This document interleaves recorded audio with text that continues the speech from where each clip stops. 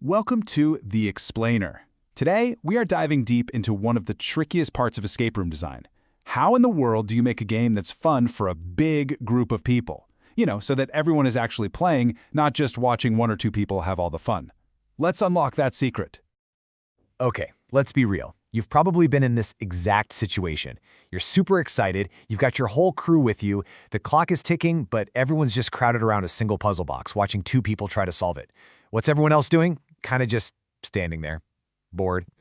Well, I've got some great news. The problem isn't your friends. It's not that they're bad at puzzles, it's a classic, super common design flaw. And the even better news? There's a really simple, really elegant way to fix it, and it all comes down to how you structure the game from the get-go. So, to really understand the solution, we first have to put a name to the problem. In game design, that logjam of people, that player traffic jam, well, it's caused by something called linear design. A linear flow basically forces your entire group down a one-lane road.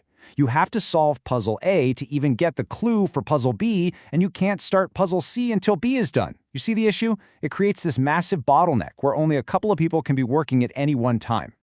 Now, as our source material points out, this linear setup can be fantastic for small groups, maybe 2 to 4 players. It keeps them focused. But the second you have more than that, the whole thing just falls apart and you've got a room full of bored players. So how do we fix this? How do we get everybody off the sidelines and into the game? We have to completely change how we think about the flow. We need to stop designing a simple scavenger hunt and start thinking like a project manager building a collaborative project.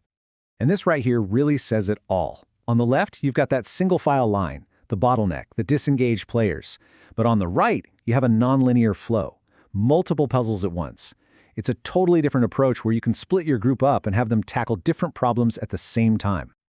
And this is the absolute key, the big aha moment. Your game plan shouldn't look like a straight line. It should look like a company's organizational chart. The final big puzzle, that's your CEO. And all the little puzzle paths leading to it, those are your departments, all working independently to get results. Okay, so the very first rule of this nonlinear design is going to feel a little weird, a little counterintuitive. But trust me, it's absolutely crucial. You have to start at the end. Forget about the first puzzle. You need to know what the very last thing your players will do to win is. So let's use a classic example to make this super clear. Let's say the final goal is opening a big treasure chest that has a 3-digit combination lock on it. That lock, that's our CEO. It's the ultimate objective. So the whole point of our escape room is to figure out what those 3 numbers are. But, and this is the important part, the players aren't going to find them all in one place or in any particular order. Now that we have our final goal, our CEO, we can start building out our departments. We're going to create 3 completely independent puzzle chains, and each one is responsible for uncovering just one of those final numbers. For example, one department, let's call them Team 1, could be working on a classic word puzzle. They'd follow these steps, all on their own, totally focused on their specific task, without needing anything from anyone else.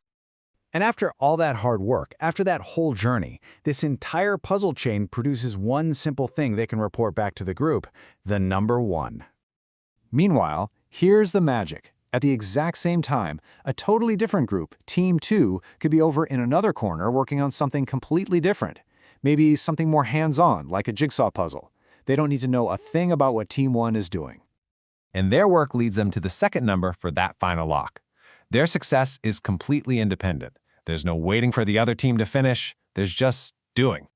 And a third team? Maybe they're tackling something completely different again. A tactile sorting puzzle, maybe followed by a little bit of math. This is great because it means different kinds of thinkers in your group all get a chance to shine.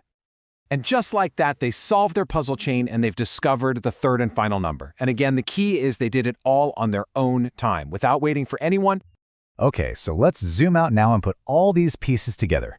It's time to see how our 3 independent departments all come together and report back to the CEO. And there it is. This is your org chart in action. You've got 3 separate teams solving 3 unique puzzle chains all at the same time. Each one is contributing one essential piece of the final solution. And then, for the grand finale, the teams all come back together. They share what they found, they combine their numbers, they put them into that final lock, and they win the game. Together. And that's the beauty of it. With this design, there are no more bottlenecks. Every single player gets something meaningful to do, a real chance to be the hero. You're turning waiting into working and watching into collaborating. And really, at the end of the day, this whole structure isn't just about being more efficient. It's about maximizing the fun. A game where everyone gets to play, where everyone contributes to the win, is just always going to be a better, more memorable experience for the whole group. So the big takeaway here is that with the right structure, you can turn a potentially boring, frustrating game into a truly epic, collaborative adventure. The next time you're designing something for a group, don't just build a linear path, build an organization.